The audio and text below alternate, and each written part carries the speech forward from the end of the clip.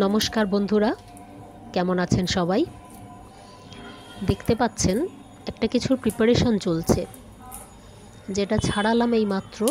এটা রসুন,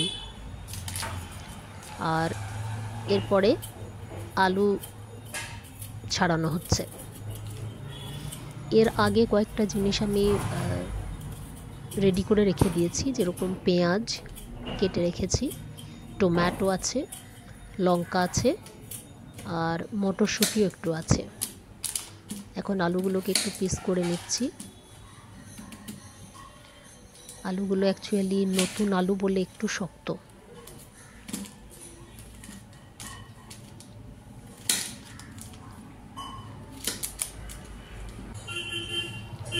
দেখতে পাচ্ছেন আপনারা, লঙ্কা আগে থেকে রেডি করা আছে, পেঁয়াজ রেডি করা আছে, টমেটো রেডি করা আছে, রসুন, আর বলেছিলাম আমি মটরশুঁটি আছে, এর সঙ্গে জিরেও দেওয়া আছে। তো সবগুলোকে একসঙ্গে নিয়ে একটু গ্রাইন্ড করে নেওয়া হবে, করে নিচ্ছি আর কি,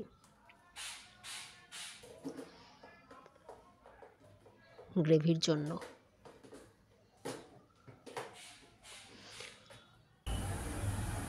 একেবারে আমার নিজের পদ্ধতিতে রান্না।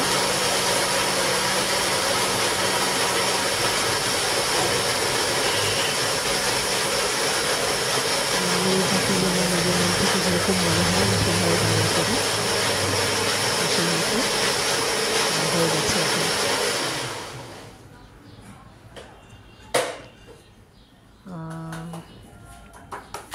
Gravy ready. Yes, gravy ready. এবারে কড়াইয়ে তেল দেওয়া হচ্ছে।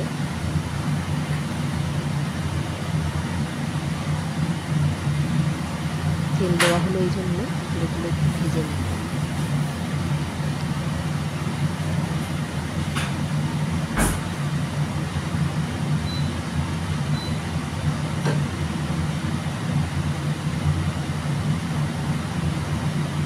আলুগুলো কিন্তু যাই বলুন, যদি একটু ভেজে নেওয়া হয় তাহলে খাওয়ার সময় টেস্টটা দারুণ লাগে। আমি অবশ্য তেল খুব কম ইউজ করি, যতটুকু মানে না হলে নয়, আমি যতটুকু তেল দিই, তেল খুব কম ইউজ করি আমি। আমার যে রান্না থাকে সেটা হেলদি বলতে পারি।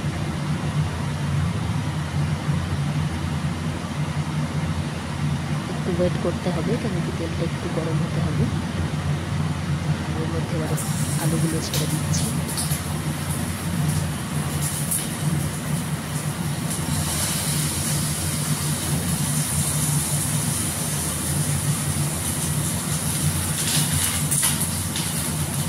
ভালো করে একটু নেড়ে নিয়ে তারপরে ফ্রাই হয়েছে কিছুটা, দেখতে পাচ্ছেন চলছে, ফ্রাই এখনো চলছে। আর খুব কমই ফার্স্ট আমরা করছি, ঢেকে ঢেকে আস্তে আস্তে করছি যাতে তাড়াতাড়ি সিদ্ধ হয়ে যায়। হয়ে যাওয়ার পরে, ভাজা হয়ে যাওয়ার পরে এখন হলুদের মধ্যে দেওয়া হলো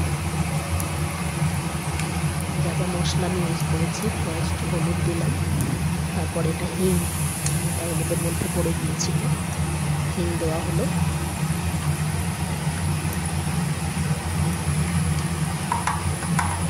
সামান্য একটু গরম মশলা দিচ্ছি আমি, অল্প একেবারে।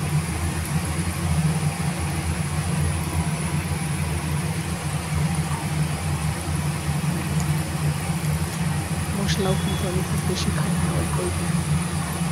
সামান্য কিছু গরম মশলা দেওয়া হলো।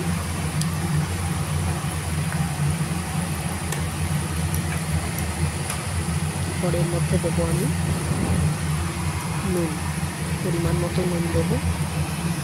নুনটা এখন ফ্রাই একবার কষার জন্য দেওয়া হয়, পরে যখন আরেকবার দেওয়া হবে, এখন শুধু কষার জন্য দেওয়া হলো, এবং একটু চিনি পরিমাণ মতো দিয়ে দেওয়া হবে।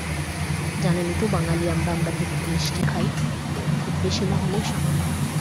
এবং এখন এর মধ্যে এই যে গ্রাইন্ড করে রেখেছিলাম যেটা গ্রেভিটার জন্য, ওটা দিয়ে দিলাম, মশলাটা যাচ্ছি। এবার ওটা ভালো করে একটু কষে নিয়ে তারপরে একটু কষে নিতে হবে। কষে নিয়ে এর মধ্যে সামান্য একটু আমরা জল দিয়ে দেব।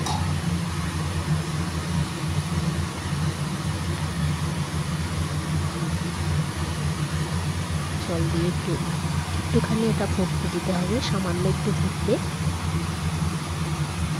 যখনই ফুটটা উঠবে তখনই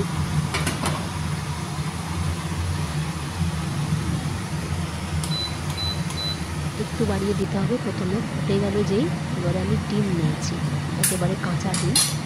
কাঁচা ডিমটাকে ভেঙে এর মধ্যে ফুটন্ত অবস্থায় এর মধ্যে ফেলে দিলাম। দেখতে পাচ্ছেন